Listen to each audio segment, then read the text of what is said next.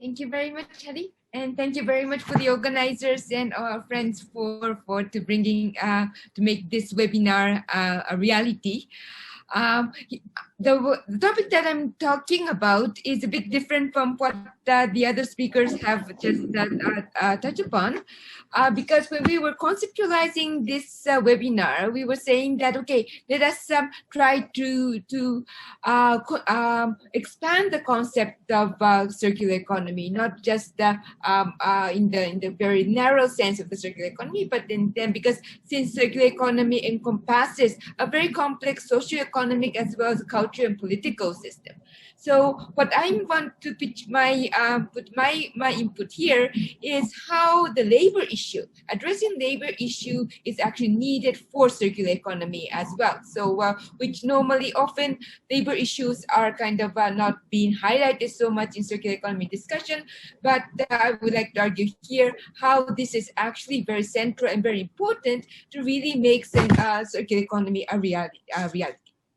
So for this, I want to focus on garment industry, textile, and yeah. So as you also know, the garment production have doubled since year 2000, meaning, and then we all know that the population have not doubled in since 2000. So meaning that each and every one of us are now increasingly consuming more garment than before. So we're having more clothes than before. So that is what it means, but we are having doubled, the garment production being doubled since year 2000. So, and then much of this garment is also being disposed. So 92 million tons of textile are wasted, disposed of annually. And then by 2030, it is estimated that this dumping of the textiles waste will be reaching 148 million tons. So it's really like more than 1.5 times more increase by 2030.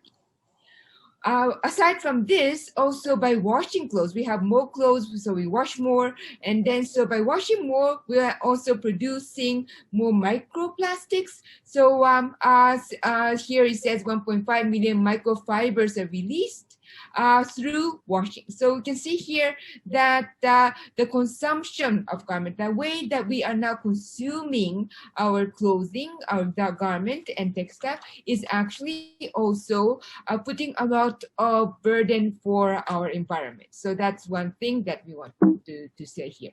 Please, next please. Okay. So then on to what, in order to support this kind of consumption patterns that we are having now, how are the production scene being organized? Now, production scene, as you might, if you have studied about garment industry in some way or the other, you might notice that garment factory workers are one of the most exploitative working condition among all the factories that is there. So, and it's also noted that 60% of textile and apparel are produced in Asia and then exported all over the world. So we are a very large hub of garment production. And then as you can also see from this picture here, women dominate this garment industry as line workers. So it is a very much female-dominated industry. At the same time, it is very notorious for its bad working condition in terms of low wages, bad working condition. I think you have still your memory for the Lana Plaza factory in Bangladesh is still very much vivid among your memories. So it is one of the most lowest working condition that is there. So, and then their working condition is also vulnerable in a sense that job security is not there. Under COVID-19, we have heard of a lot of unemployment cases because these workers are quite casual and then they can be sacked very easily. Next, please. So what I want to argue here is that promoting decent work is actually very important for circular economy.